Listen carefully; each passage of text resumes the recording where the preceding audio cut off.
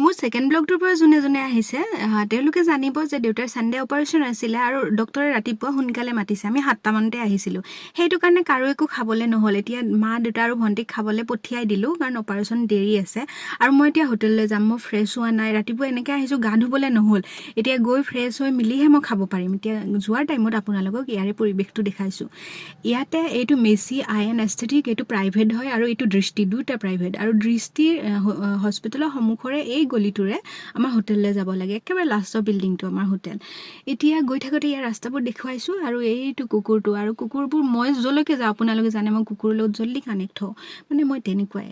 আৰু ইয়াৰ গৰু ছাগলীবোৰো চাওক যথেষ্ট মৰম লগা। আৰু বিশেষকৈ ইয়াৰে পৰিৱেশটো মোৰ এইটো কাৰণে ভাল লাগিছে যে বহুত চাফ চিকুণ হয়। এতিয়ালৈকে যিখিনি দেখিছোঁ সেইখিনি কৈছোঁ। গোটেই নেপালখনৰ কথা নাজানো, কিন্তু যথেষ্ট চাফ চিকুণ হয়। আৰু আমাৰ ৰুম যিহেতু হস্পিটেলৰ পৰা ওচৰতে, যাওঁ বুলি যাব পাৰি, আহোঁ বুলি আহিব পাৰি। সেইটো কাৰণে মই আহি গ'লোঁ। এতিয়া ভাত খাই মেলি মই এতিয়া আৰু হস্পিটেল আহিলোঁ 2:30 মানত, কাৰণ অপাৰেশ্যন 2:30 আছিলে। এতিয়া দেখিছোঁ দেউতাক নিবলৈ ওলাইছে অতিলৈ। দেউতা অলপ ভয় খাইছে, যদিও ভয় নকৰোঁ বুলি কয়, মানুহজন পটককৈ ভয় খাই যায়। মাও দেখিছে অতিৰ আগত কেনেকৈ ৰৈ আছে।